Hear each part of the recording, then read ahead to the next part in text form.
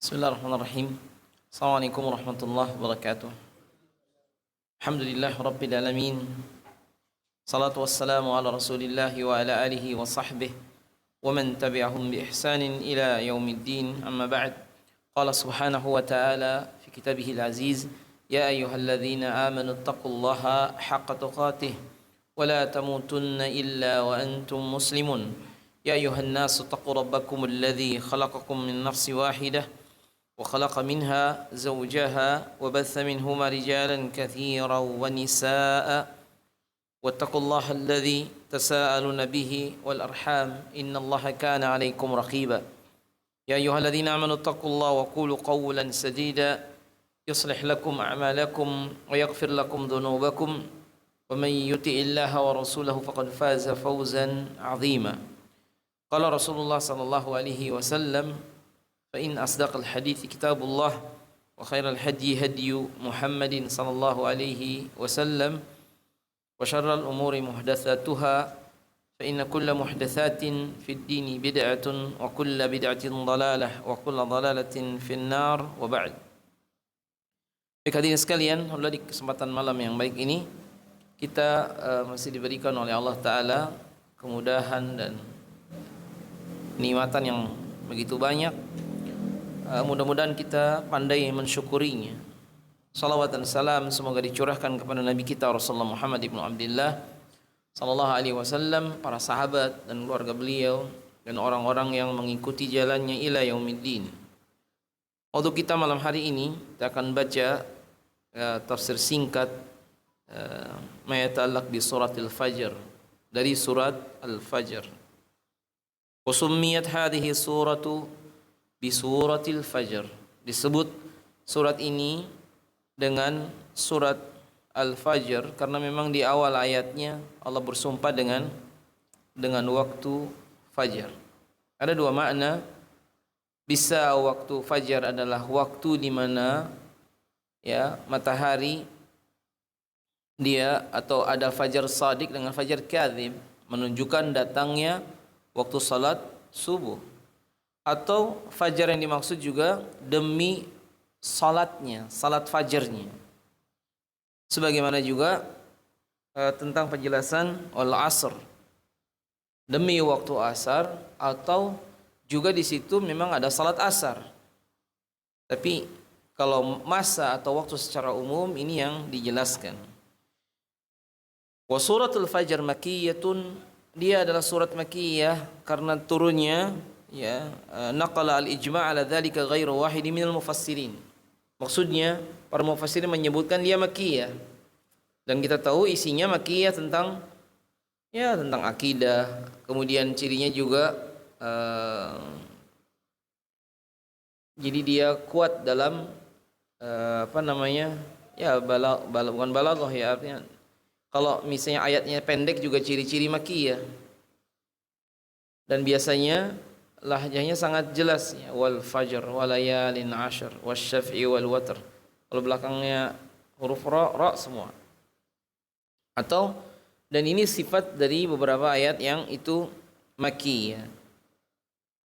Wa min ahammi maqasidis surah, di antara yang maqasid dari surat ini adalah tathbitun nabiyyi sallallahu alaihi wasallam wa itsbatu yaumil akhir wal hisabi was thawab. Jadi penetapan dan keyakinan adanya hari akhir, termasuk ada hisab, ada thawab, ada balasan, ada jaza, juga ada iqab, ada ancaman. Dan di surat ini disebutkan iftatahu suratu bil qasam bi khamsati asya syarifah. Dimulai dengan qasam atau sumpah dengan 5 bagian yang sangat syarif, yang mulia. Wal fajr walayalin ashr wasyaf'i wal watr, dan sampai 5 begitu ya sebutkan. Kemudian wa tadhkirul musyrikina bimahala bil mukadzibina min qablihim, peringatan bagi orang-orang musyrik dengan apa yang sudah lewat dari orang yang mendustakan agama ini, kaum Samud, kaum Ad, dan Fir'aun. Maka begitu datang orang-orang Quraisy, diingatkan jangan sampai kalian seperti mereka nanti diazab. Nah, kemudian bayanu ahwalil insani fi hali ghinah wa fi hali faqrih. Penjelasan bagaimana seorang hamba ketika dia di saat kaya dan di saat miskin. Kemudian wala tadyiqu dalilun ala ihanati wa anna kathratan ni'am laysat dalilan ala ikramillahi lil 'abdi. Dan bahwa banyaknya nikmat itu bukan berarti keutamaan. Misalnya seseorang dikasih rezeki yang banyak, dikasih ini, lalu dia mengatakan bahwa aku sedang dimuliakan Allah Ta'ala. Akraman. Kemudian ketika Allah tahan rizki, ditahan ini, bukan berarti Allah sedang ahanan, menghinakan kita. Itu bagian dari ujian, ya. Jadi wala tadyiqu dalilun ala ihanatihi. Kemudian yang berikutnya wasfu yaumil qiyamati wa ma fihi min ahwalin wa ta'assuful insanu yawma idzin ala tafritihi. Jadi termasuk juga sifat-sifat hari kiamat. Dan termasuk adalah tabsyiru ashabin nufusi al-mu'minah al-mutmainnah. Sebagai gambaran juga kabar gembira tentang orang-orang yang memiliki jiwa-jiwa yang mukmin, yang dia tenang. Secara umum ikhwas sekalian, secara umum bahwa surat ini maksudnya surat Al-Fajr, kita pun mengetahuinya bahwa Allah Ta'ala menghabarkan kepada kita tentang gambaran orang-orang yang beriman, ya, kepada hari akhir, sekaligus gambaran pelajaran umat terdahulu dari 3 contoh yang disebutkan di sini, kaum Ad, Tsamud dan Firaun. Walaupun kalau mau diambil contoh bukan cuma itu saja, banyak di zaman Nabi Nuh. Kemudian yang satu atau setelah masanya kaum Ad, kaum Tsamud, kemudian orang-orang Madian, ya kan? Ada lagi sebelumnya Sodom. Maksudnya di zaman Nabi Ibrahim dan Nabi Lut itu satu zaman karena dia keponakannya. Ala kulli hal, surat Al-Fajr, ya, coba kita lihat beberapa penjelasan.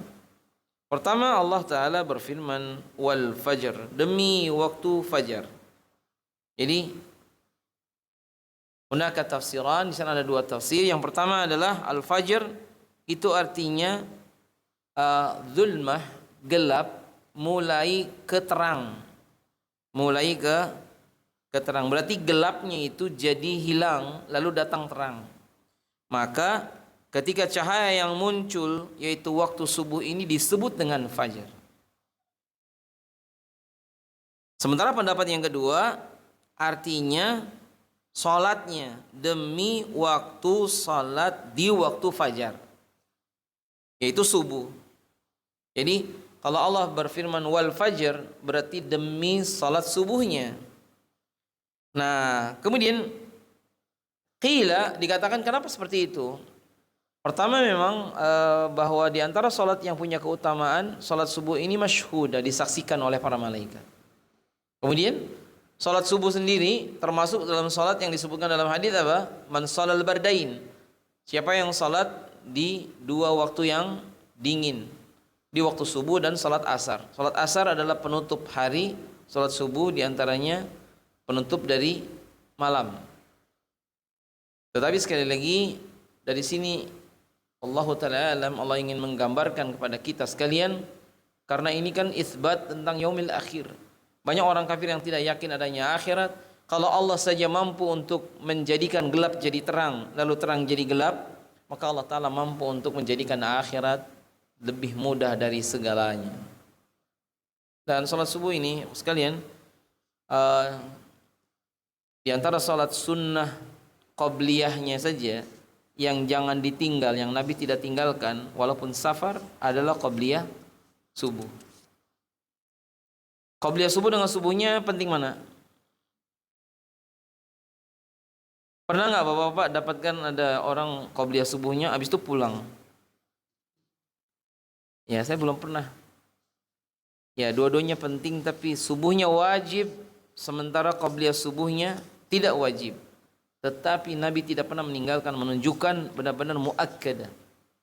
Bahkan dia lebih baik dari dunia dan seisinya. Ketika Rasulullah mengatakan man shalla subh, para siapa yang man shalla subha, siapa yang dia salat subuh, fahuwa fi dhimmatillah, maka dia berada dalam naungan Allah Subhanahu atau penjagaan Allah Subhanahu wa taala. Dan Nabi mengingatkan, man salat bardain dakhala jannah. Siapa yang salat bardain itu salat subuh dan asar, maka dia akan masuk ke dalam surganya Allah Subhanahu wa taala. Nah, kemudian termasuk juga disebutkan bahwasanya kalau seseorang misalnya untuk asar sendiri tidak mudah ternyata orang untuk bisa salat berjamaah. Kalau subuh jelas dia mungkin tidur malamnya kan, kadang terlambat. Untuk asar tidak mudah juga. Banyak orang dalam keadaan mungkin dia sibuk, ada yang lagi di jalan, ada yang baru belum bangun tidur siang. Dan bahkan kalau kita kayak di Mekah terasa betul. Kayaknya baru saja pulang duhur, terus makan siang di hotel, habis itu sebentar lagi udah asar. Disebutkan bahwasanya dalam hadis yang dikeluarkan oleh Imam Bukhari, innakum sataruna rabbakum kama tarawna hadzal qamar la tudhammuna fi ru'yatihi fa in istata'tum an la tuglabu ala salatin qabla tulu'i syamsi wa qabla ghurubiha faf'alu. Sesungguhnya kalian sataruna rabbakum akan melihat Rabb kalian kama tarawna hadzal qamar sebagaimana kalian melihat bulan ini.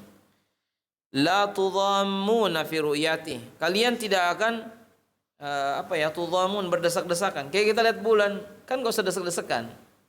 Kalau lihat di panggung atau di ini mungkin desak-desakan. Lihat bulan enggak ada yang desak-desakan. Dari sini bisa, dari sana bisa, semua bisa.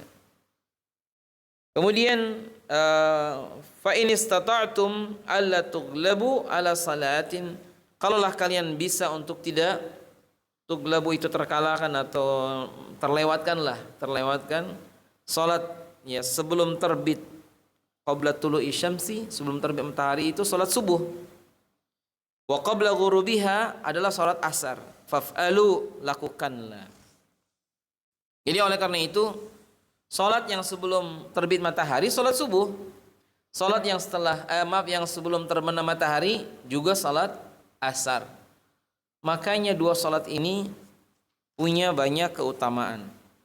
Limadha ikhwan? Pertama, ya Allah Ta'ala ingin menunjukkan kepada kita bahwasanya Dia Allah Subhanahu wa taala yang mengatur semua ini. Alam itu mudabbirnya adalah Allah. Kalau Allah bisa untuk menjadikan dari gelap jadi terang, terang jadi gelap, maka bukan hal yang mustahil Allah yang membangkitkan semua yang pernah hidup di dunia dan sebelumnya dihancurkan. Jadi ada akhirat. Kedua, sekali lagi bahwasanya subha itu awalun nahar. Subuh itu apalagi ketika seorang syuruk itu awal dari siang. Jadi makanya ada baiknya habis subuh itu jangan tidur lagi. Karena dia nanti mirip kayak malam lagi. Kalau sudah bangun subuh udahlah. Kecuali kalau kita sangat lelah mungkin. Jadi awal kegiatan seseorang itu dimulai dengan subuh. Maka dari itu umumnya orang-orang yang habis subuh itu rajin, dia biasanya sukses. Dalam arti apa? Di dunianya dia termasuk orang yang rajin. Salisan yang ketiga juga termasuk kalau kita puasa, ya kan? Ternyata subuh dan asar, ya subuh dan asar lah atau itu dia maghrib. Jadi awal puasanya terkait dengan fajarnya kan? Awal puasanya dimulai dari terbit fajar. Ya, kalau sudah fajar shadiq berarti nggak boleh lagi makan minum. Nanti akhir puasanya kapan? Kalau sudah terbenam matahari. Jadi ini untuk membedakan bahwa puasa bukan karena jam. Makanya di beberapa negara maghribnya jam 9 malam. Kenapa? Jam 9-nya baru terbenam matahari. Ya, sekarang hari ini di Mekah subuhnya jam 5 katakanlah ya. Adzan jam 5, jam 4 ya. Salah ya, jam 4 di kita. Jam 5 ya kan, kemarin jamnya adzannya adzan pertama jam 4, adzan keduanya jam 5. Di kita jam 4 sudah subuh, ya kan? Sudah adzan subuh. Jadi sebagai pengatur atau penjelasan tentang waktu tadi buat puasa. Kemudian termasuk tadi orang-orang yang kafir yang tidak yakin dengan adanya kiamat, maka mereka dibantah dengan ini. Baik, wasyaf'i wal watr. Kok itu dulu ya. Wal fajr walayalin asyar dulu. Walayalin asyar dan malam yang 10. Zahirnya Syekh Utsaimin menyebutkan dan beberapa mufassirin beda pendapat memang di antara para ulama. Walayalin asyar ini adalah 10 malam akhir Ramadan. Walaupun jumhur termasuk yang berpendapat walayalin asyar itu adalah 10 awal bulan Zulhijjah. Makanya kalau ada hadis afdalul ayyam, sebaik-baiknya hari adalah awal bulan Zulhijjah, itu siangnya. Sebaik-baiknya malam adalah 10 malam akhir Ramadan. Ini disebutkan seperti itu. Nah, sementara ketika disebutkan oleh Allah Subhanahu wa taala walayalin asyar, artinya aqsimu bilayalin ashrin wa hiya asyru Dzulhijjah. Ini pendapat jumhur. Dan kita pun tahu keutamaan 10 awal Dzulhijjah ada banyak riwayat-riwayat yang menyebutkannya. Salah satunya ma min ayyamin al-amalu fiha, tidaklah ada hari-hari di mana amal saleh itu ahabu ilallahi azza wajal min hadhihi al-ayyam. Tidak ada hari-hari yang lebih Allah cintai, ya, yang amal solehnya lebih dicintai oleh Allah tuh kecuali amalan soleh yang dikerjakan di 10 malam yang 10 siang Zulhijjah. Oh, kenapa begitu? Iya, karena ada tanggal 8-nya kita tarwiyah, tanggal 9-nya kita di Arafah. Sebelum tanggal tadi diperbanyak kita berpuasa. Dan amalan-amalan saleh dilipat gandakan, dan itu yang disebutkan ketika sahabat bertanya, "Ya Rasulullah, walal jihadu fi sabilillah?" Bagaimana dengan jihad di jalan Allah? Kata Nabi, "Walal jihadu fi sabilillah." Jadi, kalau misalnya kita baca Quran, kalau kita itu amalannya luar biasa afdal di 10 Dzulhijjah yang awal. Tapi intinya sekali lagi pendapat di antara ulama memang ada khilaf. Zahirnya kalau Syekh Utsaimin, kenapa kok walayalin asyar, maka diarahkan ke 10 malam akhir bulan Ramadan. Karena penyebutannya walayalin asyar. Ada beberapa pendapat yang lain adalah 10 awal Zulhijjah karena ada hadis yang tadi disebutkan. Nah, kemudian wasyaf'i wal watr. Ada dua qiraah kata Imam Tabari, wasyaf'i wal witr. Syafa itu genap, witr ini artinya ganjil. Jadi wasyaf'i wal watr atau wal witr. Wasyaf'u huwa zauj. Syafu itu zauj. Sementara wal watr huwal witr, yani fard. Zauj ini berarti ada pasangannya. Fakana fardan fasyafa'tuhu. Fasyafu fil lugha itsnan. Syafu itu secara bahasa artinya itsnan, wal witr wahidun. Oleh karena itu kalau misalnya ada adzannya Abi Mahdhurah, adzannya itu syafa. Bukan syafa, bahkan dia 4 kali ya. Maksud 4 kali adalah dia baca pelan-pelan dulu baru dikeraskan. Allahu akbar, Allahu akbar, Allahu akbar, Allah, begitu modelnya. Jadi dipelankan dulu baru dikeraskan. Itu juga boleh dan itu termasuk sunnah adzannya Abi Mahdhurah yang dulu menjadi muadzin Nabi sallallahu alaihi wasallam. Muadzin Nabi ada Bilal, ada Abdullah bin Maktum, ada Abi Mahdhurah. Nah, termasuk juga bedanya qomat dengan adzan. Kalau qomat dia witir, kalau adzan dia dengan syafa. Syafa ini genap. Nah, kemudian ucapan Allah wasyaf'i wal watr atau wal witr, innallaha subhanahu wa ta'ala witrun yuhibul witra. Allah itu maha ganjil dan Allah cinta kepada yang jumlah yang witr. Jadi oleh karena itu kalau misalnya disebutkan secara umumnya, kenapa kok begitu? Allah Ta'ala alam. Intinya sebagian mengatakan bahwa asy-syafa' itu di hari nahar tanggal 10. Wal witr, witrnya kan ganjil di tanggal 9. Bisa juga maknanya asy-syafa' wal witr ini ada beberapa tafsiran yang lain. Allah Ta'ala alam. Intinya ini berpasang-pasangannya. Setiap kita syafa itu berpasang-pasangan. Jadi ada kalau ada laki-laki ada perempuan, ada suami ada istri dan seterusnya. Kemudian disebutkan juga wal-laili idza yasr, wal-laili idza yasr.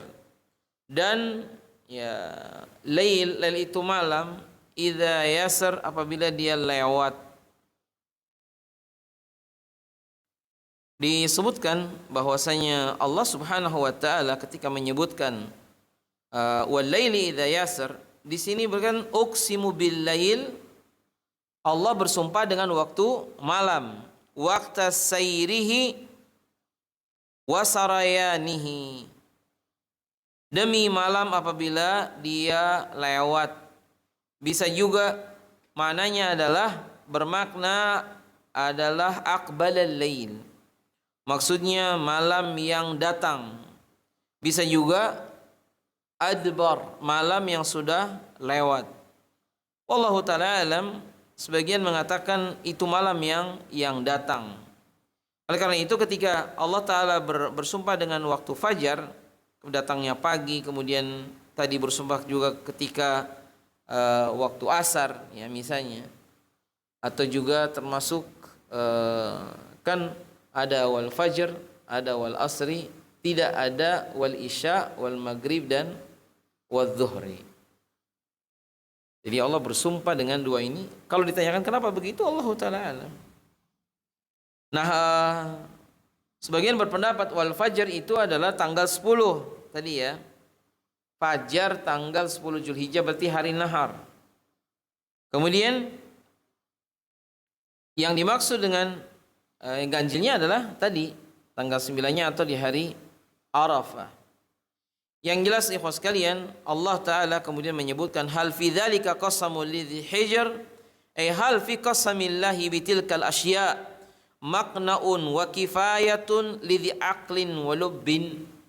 Apakah dengan pembagian atau dengan sumpah Allah Subhanahu wa taala terhadap yang 5 tadi bisa diterima oleh orang yang punya hati atau yang punya akal? Hal fi dzalika qasamun lidzi hijr, maksudnya lidzi aqlin, apakah itu bisa diterima? Dan dzi hijrin maksudnya adalah dzi aqlin. Jadi oleh karena itu kalau misalnya disebut dengan iqal, karena memang itu untuk menahan, membatasi ya. Menahan, misalnya ada iqal di atas yang dipakai oleh seseorang, itu juga istilah saja, menggunakan iqal yang di atas imamah biasanya. Nah intinya itu untuk menahan. Tapi kalau dikatakan tadi hal fi dzalika qasamul lidzi hijr, artinya apakah dengan sumpah yang Allah sebutkan 5 ayat pertama tadi diterima oleh orang-orang yang punya akal? Maka jawabannya mestinya orang-orang Quraisy pun dan siapa saja yang tidak beriman pasti akan menerimanya. Wa inna man kana kadzalika alima anna ma aqsamallahu bihi umurun azimah. Setiap yang Allah bersumpah dengannya, dengan makhluk ini, pasti urusan itu berarti apa? Satu yang agung, yang besar. Fiha ajaibu wa dalailu alal haq. Di dalamnya ada ajaib, sesuatu yang ajaib, dan juga dalil yang hak. Tafakkaru fiha. Silakan fikirkan, wa ya'tabir biha. Mengambil ibrah darinya. Nah, kemudian hadirin sekalian, mulai kita lanjut dari sini. Jadi ketika Allah SWT menyebutkan hal fi dzalika qasamul lidzi hijr, apakah itu ada bagi orang-orang yang hatinya diterima atau tidak dengan sumpah Allah terhadap tadi makhluk-makhluk yang dia adalah makhluk menunjukkan agungnya makhluk tadi. Seperti juga wal fajr, walayalin ashar dan seterusnya. Nah, kemudian alam tara kaifa fa'ala rabbuka bi'ad. Ini mulai berpindah kepada ucapan Allah, alam tara kaifa fa'ala rabbuka bi'ad. Alam ta'lam ya Muhammadu kaifa intaqama rabbuka fi qabilati 'ad. Tidakkah engkau tahu wahai Muhammad sallallahu alaihi wasallam bagaimana yang Allah lakukan terhadap orang-orang dari kaum Ad. Kaum Ad kita tahu nabinya adalah Nabi Hud. Sementara kaum Samud nabinya adalah Nabi Saleh. Dan kedua kaum ini adanya di Jazirah Arab. Makanya nabi-nabi yang dari Arab itu Nabi Hud, Nabi Saleh, ya, kemudian Nabi Muhammad SAW dan Nabi Syuaib tadi ya. Nah, kemudian kaum Ad ini, alam tara kaifa fa'ala rabbuka bi'ad?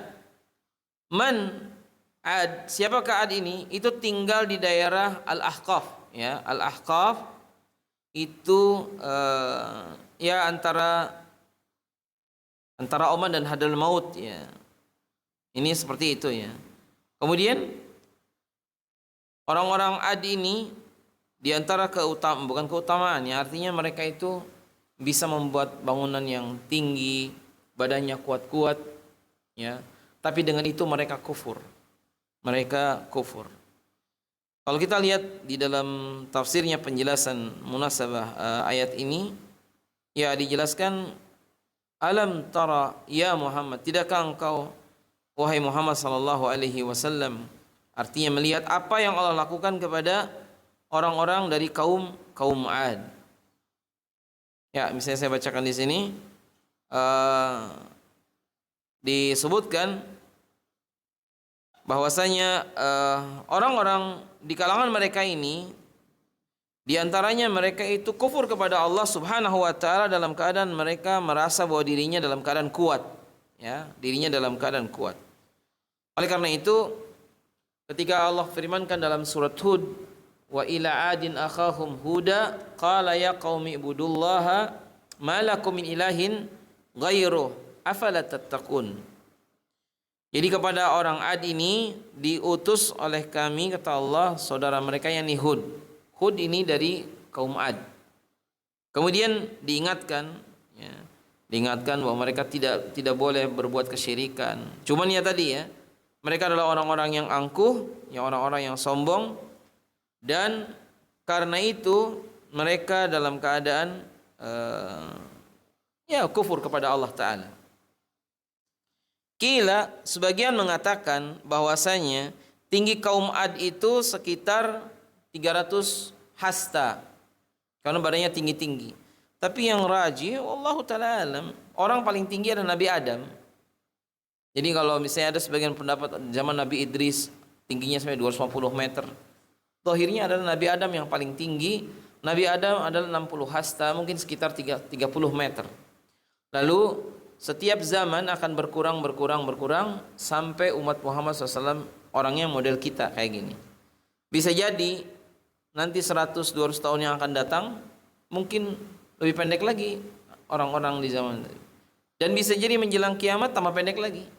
Kita tidak tahu. Yang jelas, ya, khalaqallahu Adam wa tuluhu situna dhira. Nabi Adam diciptakan dan tingginya adalah 60 hasta.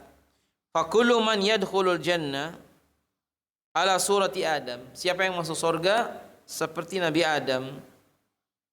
Dan kemudian falam yazalil khalqu yankusu hatal an. Dan kemudian manusia itu akan terus berkurang tingginya sampai sekarang. Dan kalau kita lihat kuburan Nabi SAW dan Abu Bakar dan Umar yang ada di Masjid Nabawi, itu juga kuburannya tidak panjang, dalam pengertian, ya, ukuran badannya mungkin seperti kita sekarang atau zaman-zaman kita hari ini. Wallahu alam. Irama dzatil imad allati lam yukhlaq mithluha fil bilad wa hadzal wasful al-balighus sarihu bi alfadhihi wa ma'ani fi annahu wasfun li hadaratin umraniyatin la nadhira laha fal imadu la takunu illa fil qusur wal abniyatil badhikhah.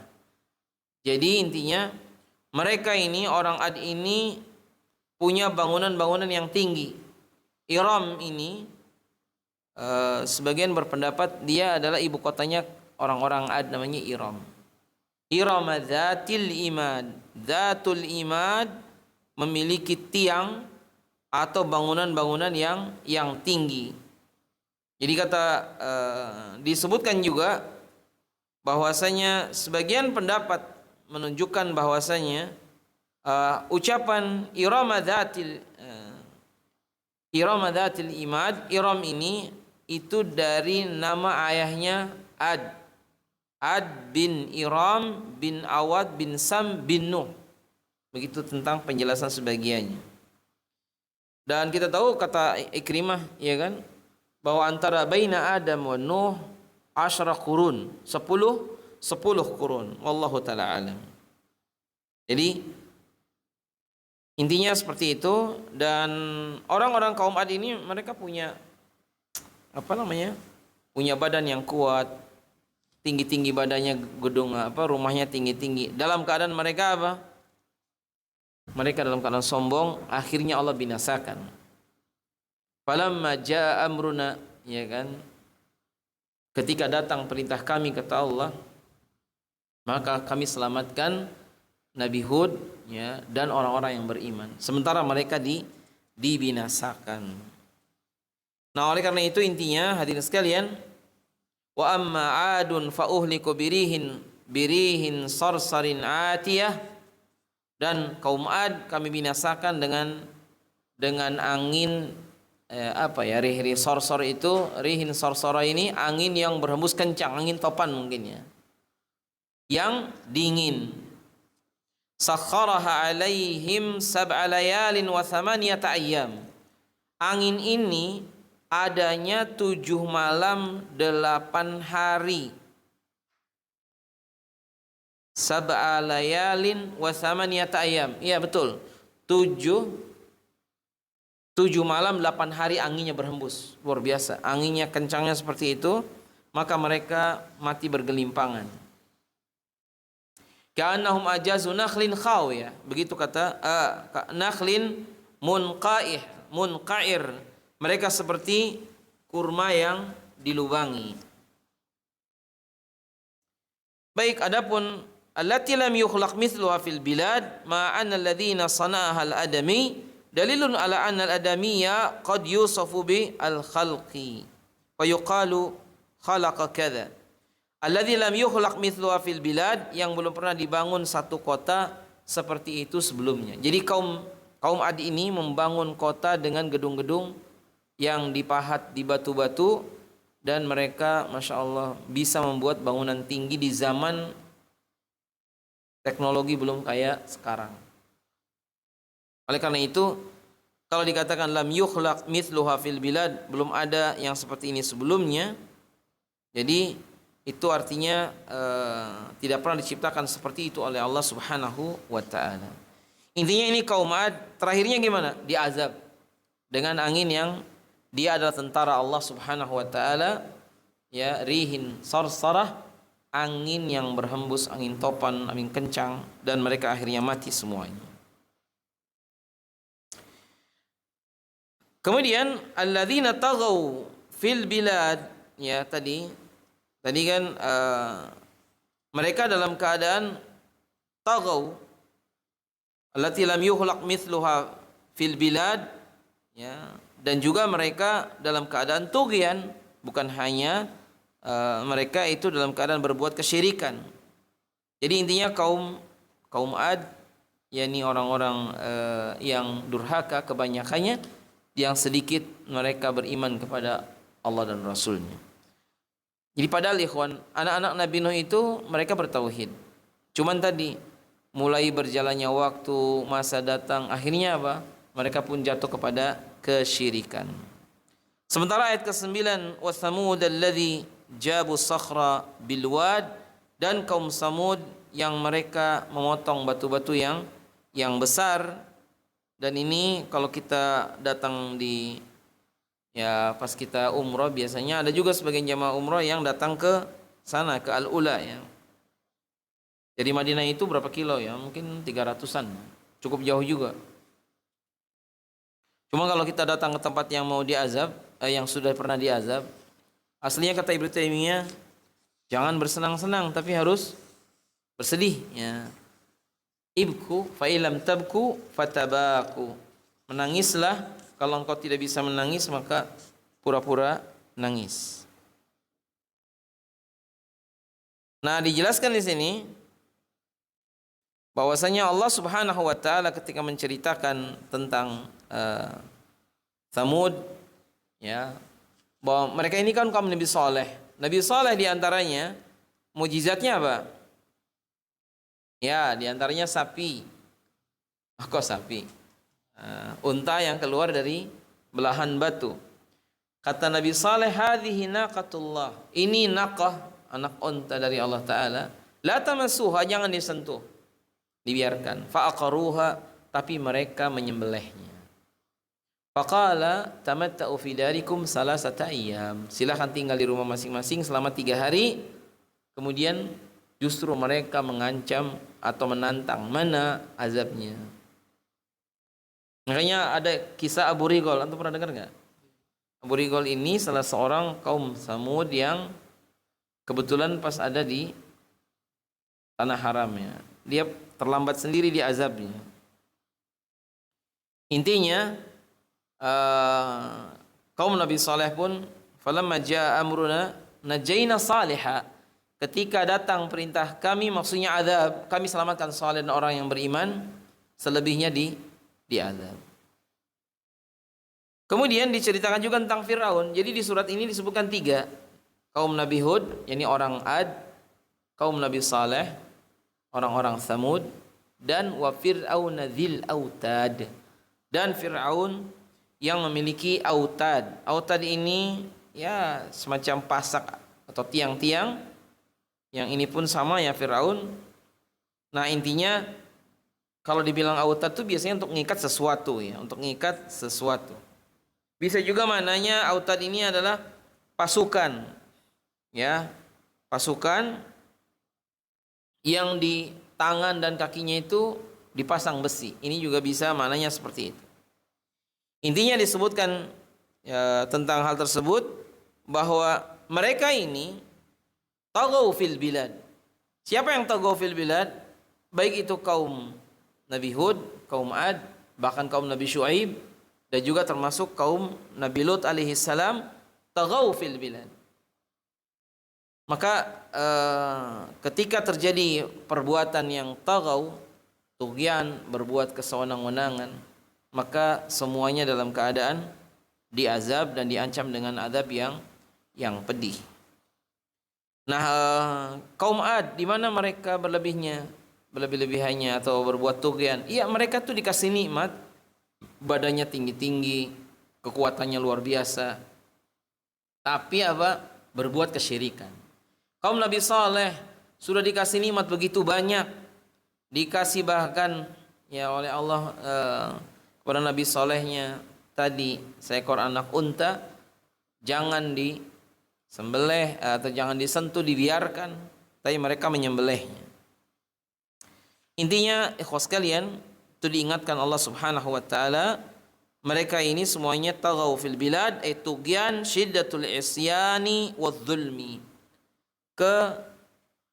Kemaksiatan, kezaliman yang merupakan puncaknya.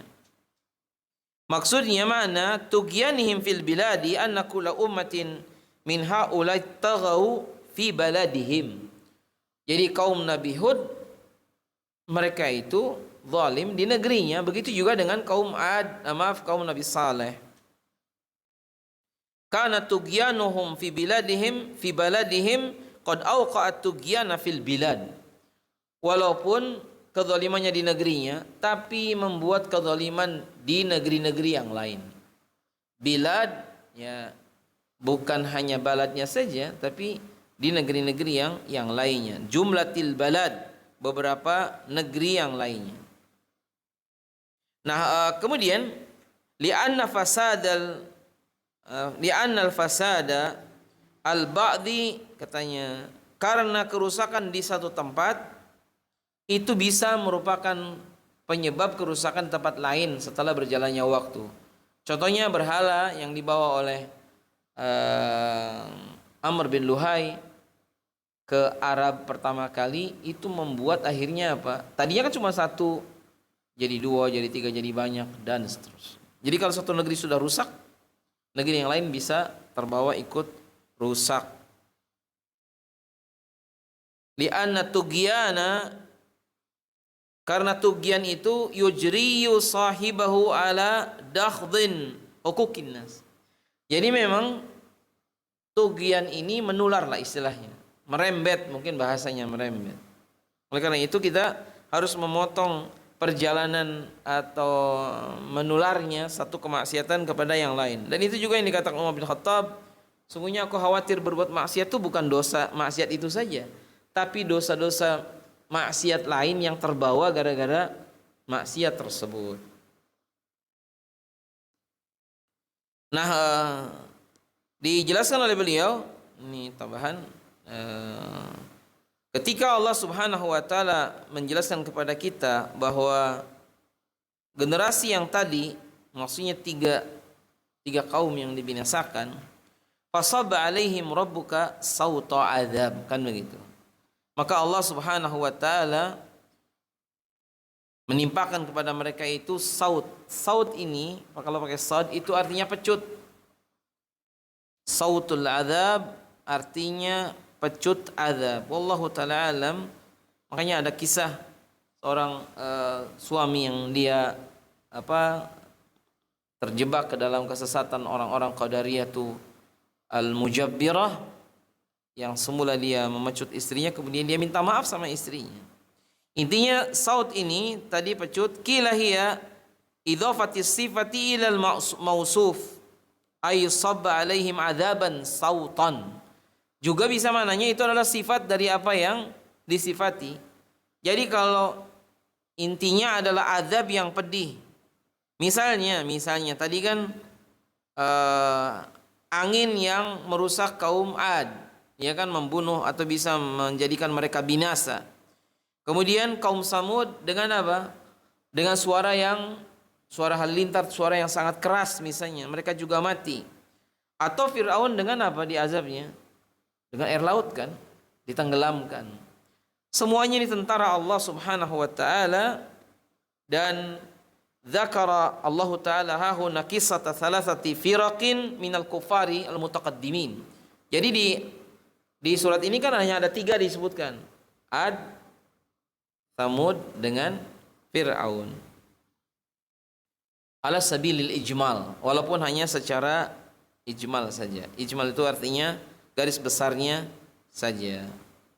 Lam yubayyin kaifiyata dzalikal adzab, tidak dijelaskan bagaimana azabnya di surat ini, ya. Hanya saja misalnya kita pun mendapatkannya, fa amma samudu fa uhliku bittaghiyah wa amma adun fa uhliku birihin sarsarin atiyah wa jaa fir'aunu wa man qablahu wal mu'tafikatu bil khati'ah. Ya, ini dalam surat yang lain, bukan di surat ini. Di surat apa tadi ya? Al-Haqqah ya. Al-Haqqah, iya. Intinya ya ikhwas sekalian, ketika Allah Ta'ala inna rabbaka labil mirsad, ay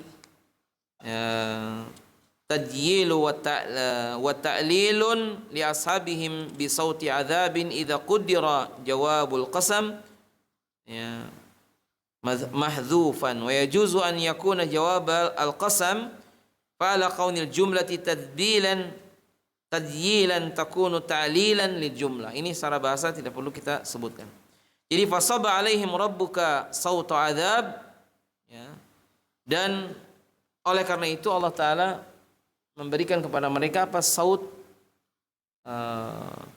cemeti atau saut ini tadi pecutnya azab, menunjukkan bahwa bagi mereka azab yang sangat pedih yang tidak bisa digeser ataupun dirubah. Inna rabbaka labil mirsad, sesungguhnya Allah Subhanahu wa taala, ya, itu benar-benar mirsad, mengetahui, dan Allah Ta'ala menyaksikan atau mengawasi.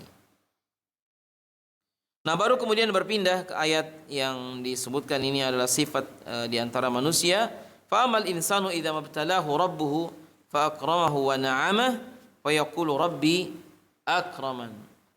Apabila manusia itu diuji oleh Allah, dikasih kesenangan, dikasih banyak harta, dikasih apa? Apa dia bilang? Katanya sesungguhnya Allah SWT Rabbi akraman. Allah sedang akramani, memuliakan saya. Kemudian wa amma idza mabtalahu faqadara alaihi rizqahu fayaqulu rabbi ahanan. Nah, ini masalah ya, ikhwan. Pertama kalimat faqadara, qadara ini artinya dayyaqa, artinya disempitkan rezekinya. Falam yuksir malahu, hartanya tidak banyak. Walam yuwassi' alaihi, dia juga tidak diperluas rezekinya. Qadartu alaihi syai'a, maksudnya dayyaqtuhu. Maka di sini kalau ada seseorang misalnya hartanya itu sempit, dia biasa-biasa aja, bukan orang kaya lah, orang miskin. Lalu dia tuh tidak berarti dihinakan Allah. Atau kalau dia kaya, bukan berarti Allah sedang mengangkat derajat dia. Ya, tidak ya, itu semuanya adalah ujian dari Allah Subhanahu wa taala. Nah, intinya disebutkan di sini bahwa orang tuh sifat buruknya apa? Kadang-kadang begitu, dikasih kesenangan dianggap itu Allah mengangkat derajat dia. Cuma gini bedanya, kalau kita lagi miskin, maksudnya nggak punya uang, kan terasa betul kita lagi diuji. Tapi kalau kitanya uangnya banyak, kadang-kadang kita lupa, kita tuh sebenarnya lagi diuji juga. Cuman orang lebih merasa kalau nggak punya uang sedang diuji. Kalau lagi banyak uang, kalau lagi sakit gigi, rasa diuji karena lagi sakit. Sekarang kalau giginya sehat, itu juga diuji. Jadi milih mana? Milih sakit atau milih sehat? Ya, orang milih sehat tentu. Sehat juga adalah ujian. Sehat juga adalah jenis dari ujian. Maksudnya di sini, di antara tafsirnya adalah lama dzakara subhanahu wa ta'ala anna adata haula'i al-firaqi kanat at-tughyan. Dzakara anna adata Rabbi subhanahu wa ta'ala fi man tawalla wa kafara annahu yu'adzibuh. Tadi 3 generasi atau 3 kelompok orang yang berdosa dari kaum Ad, kaum Samud dan kaum Fir'aun, Allah mengazabnya. Maka Allah menceritakan bagaimana tentang manusia ini, ikhtabarahu rabbuhu bil ghina. Allah uji manusia dengan kekayaan. Fa akramahu bi sa'ati rizki. Allah berikan juga dia keluasan rezeki. Wa ja'alahu muna'aman mutrafan, diberikan nikmat yang banyak, menjadi pembesar. Fa yaqulu jahilan, maka berkata orang yang jahil, bi anna Allah taala, sesungguhnya Allah Subhanahu wa taala dia mengatakan Rabbi akramani, Allah lagi memuliakan saya. Jadi ini anggapan yang salah. Yang betul, kita semua diuji dengan kekayaan, dengan kemiskinan, dan diuji dengan banyak lagi. Intinya hadirin sekalian, kalau misalnya seseorang sifatnya seperti itu, maka di ayat yang berikutnya Allah firmankan, kalla bal, katanya bal la tukrimunal yatim, ya, dan lama haka ta'ala fi aqwalihim tilka syubhah faka'annama qala bal lahum fi'lun huwa syarrun min hadzal qaul. Bahkan mereka punya perbuatan yang lebih buruk dari ucapan tersebut. Wa huwa anallaha ta'ala tukrimuhum bi kathratil mal. Allah memuliakan mereka dengan banyak harta. Fala yu'addunahu ma yalzamuhum fihi min ikramil yatim. Sayangnya apa? Harta yang banyak tidak digunakan untuk memberi makan anak-anak yatim. Sekarang kalau kita miskin, kita tidak sedekah, kan punya alasan. Saya nggak punya yang disedekahkan. Tapi kalau dia kaya, tidak mau sedekah kepada anak yatim, maka dia disalahkan. Makanya kalla, sekali-kali tidak. Bantahan kepada orang-orang yang kafir, bahwa kalau dikasih harta banyak itu adalah kemuliaan. Enggak, justru itu ujian. Makanya bagi orang yang kaya diuji dengan hartanya apa? Kalau ada anak yatim, coba dia ngasih nggak ke anak yatim? Makanya ujian orang kaya itu kadang banyak orang yang gagal. Orang lebih banyak berhasil kalau miskin.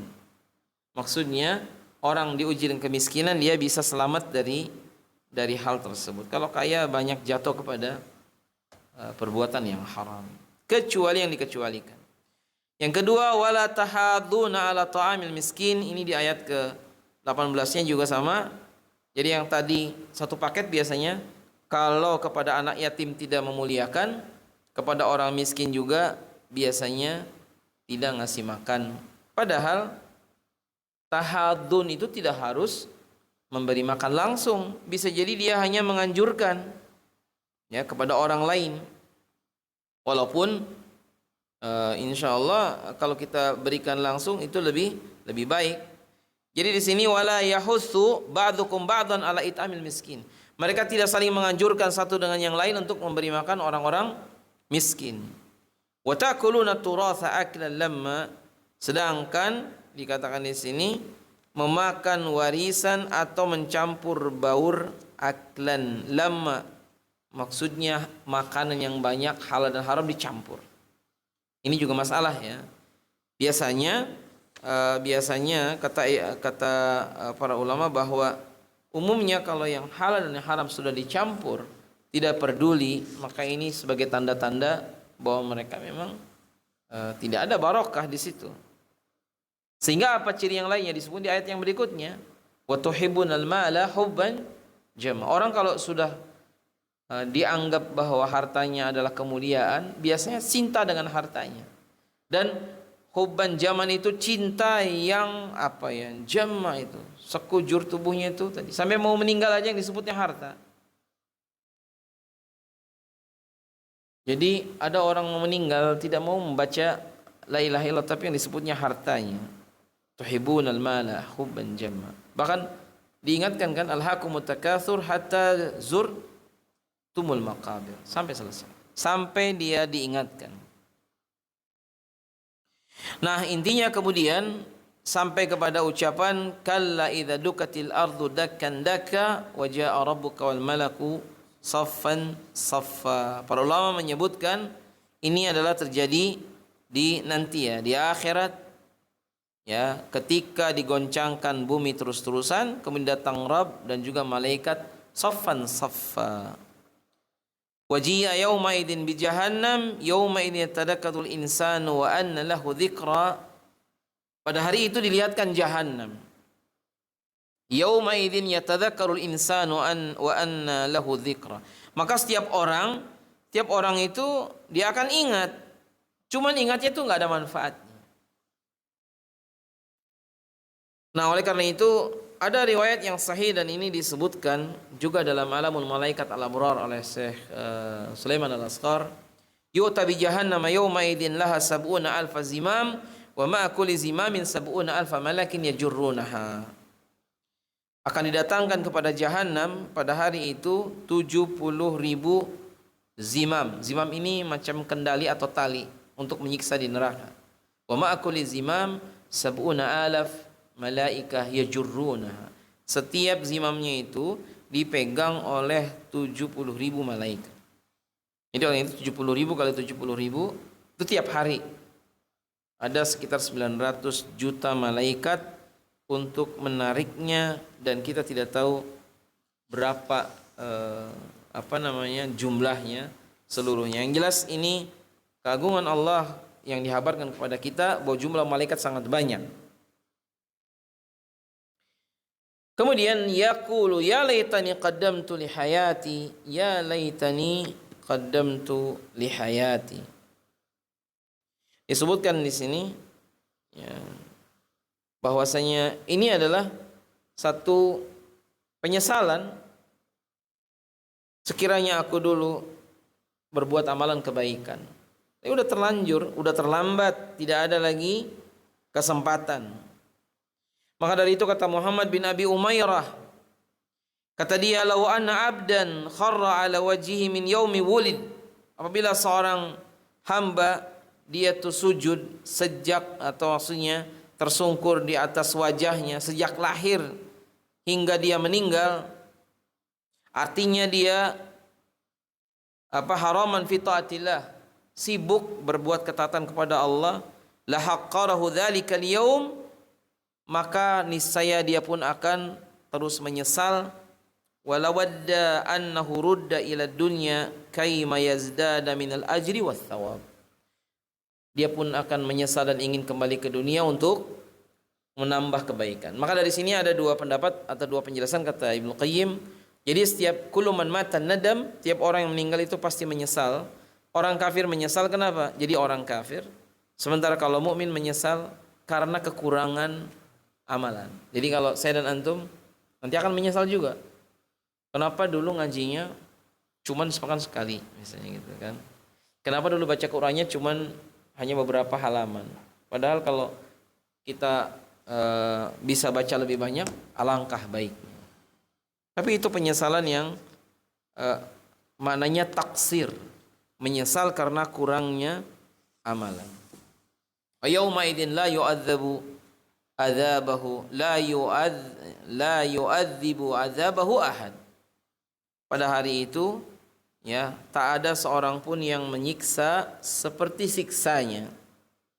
Wala yuthiqu wathaqahu ahad, dan tak ada seorang pun yang mengikat seperti ikatannya. Maksud ada beberapa qiraah yang di sini, artinya pada tidak ada seorang pun yang mengadab seperti azab Allah yang Maha Adil. Jadi Allah tidak mengadab kecuali yang memang layak diadab. Ini Allah tidak pernah mengadab yang kecuali yang layak diadab. Maka dari itu ini kembali di bagian awakhir beberapa ayat yang terakhir, ya ayatuhan nafsul mutmainnah, wahai jiwa yang tenang. Dan ini panggilan kepada orang-orang yang mukmin, irji'i ila rabbiki radiyatan mardiyah, maka kembalilah kepada Allah dengan hati yang diridhai, yang radiyah, hati yang puas dengan ridha Allah Ta'ala. Ya, irji'i ila rabbiki, dan kalimat ini menunjukkan bahwa memang setiap mukmin akan pulang menghadap Allah dan dia akan ke tempat di mana Nabi Adam dahulu diciptakan, yang di surga. Adapun radiyah, dia ridha dengan apa yang Allah Ta'ala telah tetapkan. Fadkhuli fi ibadi, masuklah kalian wahai hamba-hambaku. Ya, apa yang disuruh masuk? Wadkhuli jannati, masuklah kalian ke dalam surgaku. Dari sini menunjukkan bahwasanya Allah Subhanahu wa Ta'ala memasukkan hamba-hambanya yang mukmin ke dalam surganya, dan itu semata-mata rahmat dari Allah. Jadi kalau kita menghitung amalan kita, aslinya nggak cukup dengan amalan kita itu bisa masuk surga. Cuman Allah dengan segala rahmatnya, maka Allah Ta'ala masukkan hamba-hambanya ke dalam surga, dan semoga kita pun mendapatkan kesempatan untuk mendapatkan surganya Allah Subhanahu wa Ta'ala. Kalimat wadkhuli jannati, masuklah ke dalam surgaku, maksudnya Allah Ta'ala di sini ingin membahagiakan hambanya. Jadi kurang apa ya? Kebaikan dilipat gandakan, kejelekan enggak dilipat gandakan. Allah maafkan segala dosa-dosa, Allah lipat gandakan kebaikan. Dalam keadaan demikian masih aja banyak orang yang masuk neraka. Jadi begitulah kehidupan ikhwas sekalian, dan ucapan ini seolah memberikan satu tasjih, dorongan kepada kita supaya kita bersabar mentaati Allah sampai kita masuk ke dalam surganya. Ini yang bisa disampaikan di kesempatan malam hari ini. Mudah-mudahan apa yang sedikit ini bermanfaat, dan semoga kita termasuk penduduk surga yang nanti akan masuk ke dalamnya. Amin ya rabbal alamin. Sallallahu ala nabiyina Muhammad wa ala alihi washabihi ajmain. Wa akhiru da'wana anil hamdulillahi rabbil alamin.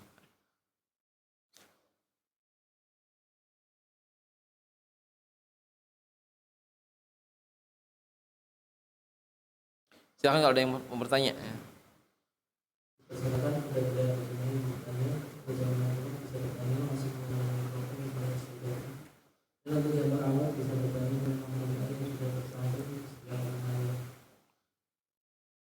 Tadi yang mutmainnah, sakinah. Jadi jiwa yang sakinah, yang tenang, yang mukinah bil iman. Yang dia tuh penuh dengan keimanan, tauhid kepada Allah. Jadi itu akan memiliki jiwa yang tumaninah, dan mereka lah yang akan masuk ke dalam surga. Silakan Pak, kalau ada yang mau tanya. Fadhal. Waalaikumsalam warahmatullahi wabarakatuh. Silakan Pak. Bismillah. Nabi itu lahirnya ada yang di Mekah dan ada yang di Palestina. Sementara Nabi Adam seluruh dunia itu turunnya di India. Di negara mana sajakah yang melahirkan Nabi-nabi? Pertama. Yang kedua, sholat fajar itu pahalanya sangat tinggi. Ya. Apakah kalau sholat fajar itu dilakukan secara berjamaah juga pahala juga berlipat, atau memang harus tidak usah berjamaah? Mohon penjelasan. Terima kasih. Wassalamualaikum warahmatullahi wabarakatuh. Assalamualaikum warahmatullahi wabarakatuh. Tentang nabi-nabi kita tidak tahu. Jumlah nabi itu ada 124.000. Kemudian Rasul ada 315. Yang diceritakan ke kita 25. Dan yang disebutkan dalam Quran itu kita juga tidak semuanya tahu di mana mereka lahir dan di mana meninggalnya. Makanya satu-satunya riwayat yang paling sahih di mana kuburan Nabi dikubur hanya Nabi Muhammad SAW saja. Kuburannya ada di bawah kubah hijau yang ada di Masjid Nabawi. Adapun kuburan Nabi Adam ada beda pendapat, ada 3 tempat bahkan. Ada kuburan Nabi Ibrahim saja di 3 tempat. Kemudian di manakah mereka lahir? Kalau Nabi Adam diciptakan di sorga. Untuk Nabi Muhammad SAW dilahirkan di Mekah. Untuk nabi-nabi yang lainnya, ya wallahu alam tempatnya persisnya di mana kita tidak banyak mengetahuinya. Tapi intinya kata Imam Ahmad, dari 124.000 nabi itu yang kita diceritakan kan 25 orang.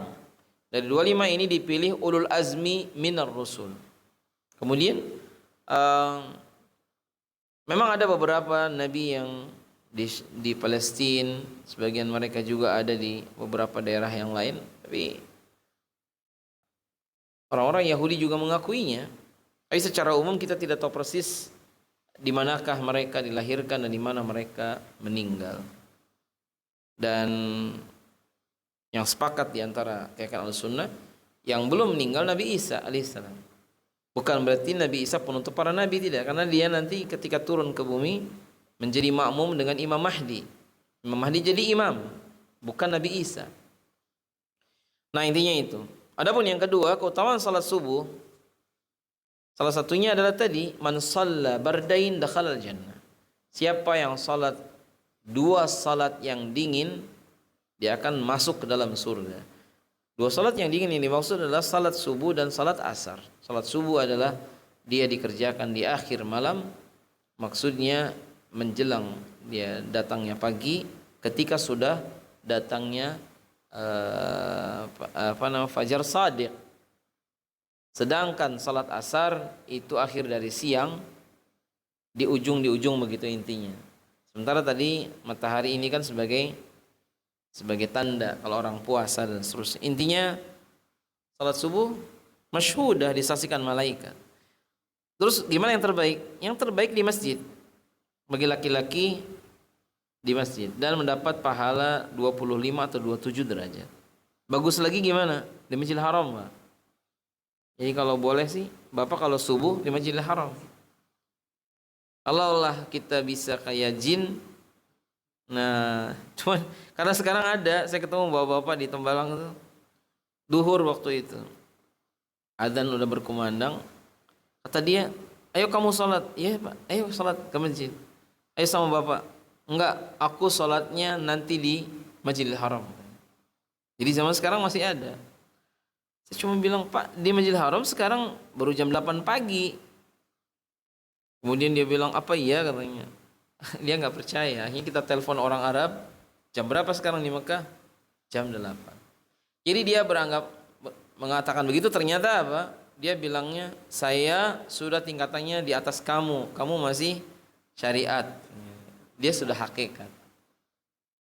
Zaman sekarang masih ada begitu. Jadi mudah-mudahan beliau dapat hidayah. Orangnya lagi ngurus tanah di kelurahan. Itu yang diobrolkan. Jadi intinya seperti itu.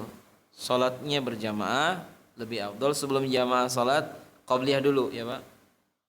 Kemudian berjamaah, dan tidak mudah ya. untuk bisa sholat subuh berjamaah. Alhamdulillah. Qobliyahnya nggak ada jamaah, dia sendiri-sendiri. Dan kalau bisa qobliyah di rumah lebih afdal. Gitu ya, wallahu a'lam. Ada yang lain? Cukup? Ya, kalau cukup mungkin kita cukupkan sampai di sini. Nasallallahu taala taufik wasadad. Wa naqtafi bihadza al-qadar. Sallallahu ala nabiyyina Muhammadin wa ala alihi washabihi ajma'in wa akhiru da'wana anil hamdulillahi rabbil alamin. Assalamualaikum warahmatullahi wabarakatuh.